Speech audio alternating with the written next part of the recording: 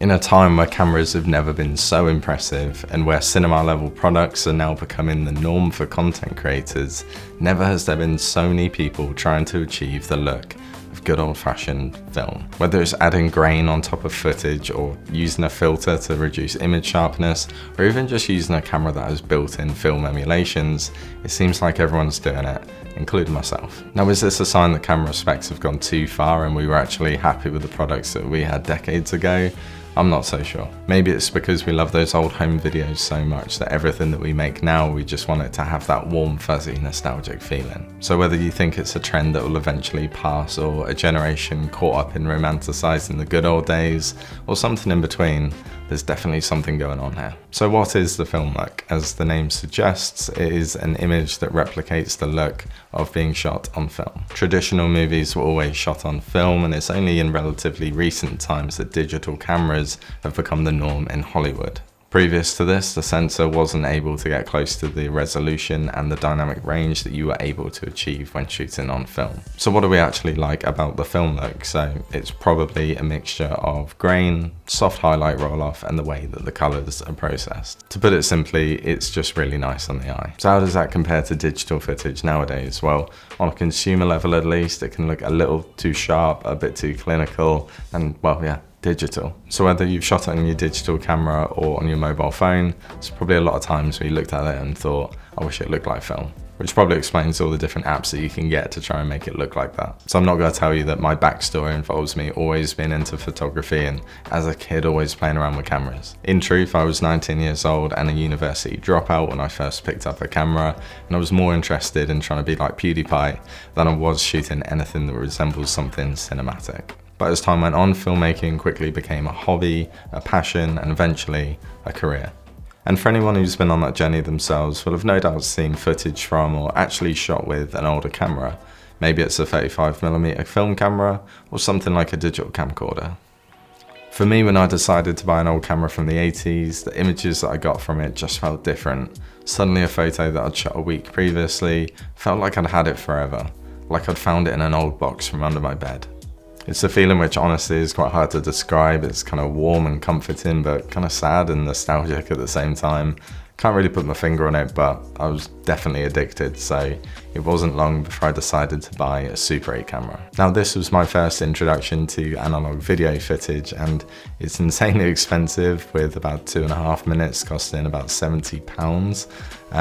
But yeah, you have to admit, it's pretty damn cool. The footage that I've got from this is pretty special to me. It never fails to make me smile when I look back at it, and to me it's worth every penny.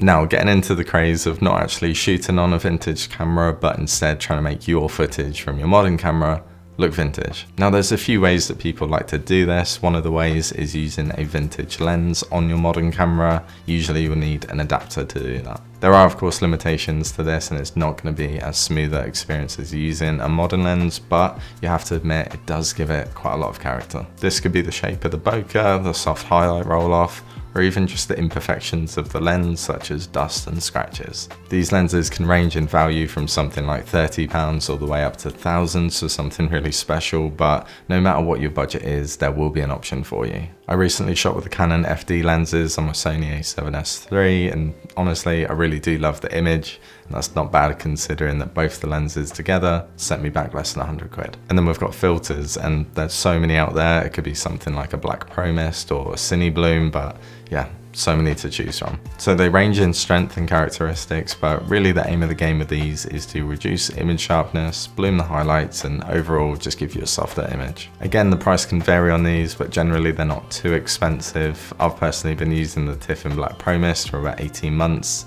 non-stop, every single shoot. It seems like ever on YouTube, people are using a film emulation over the top of their footage, and that could be something like Film Convert, Dehancer, Film Vision, just to name a few.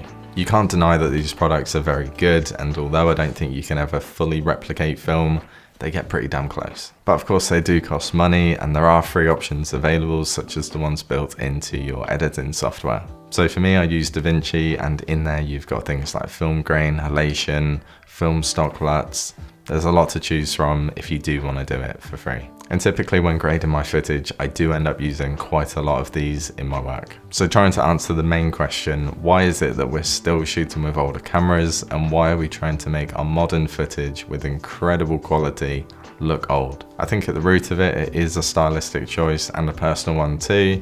And personally for me, to my eyes, I really like the look of it. Look, maybe I've been influenced by other creators online doing the same thing, but for me, when I think about filmmaking and photography, it's all about telling stories and trying to make people feel something. We've got all these ways to try and evoke some emotion, whether it's camera movement, color grading, sound design.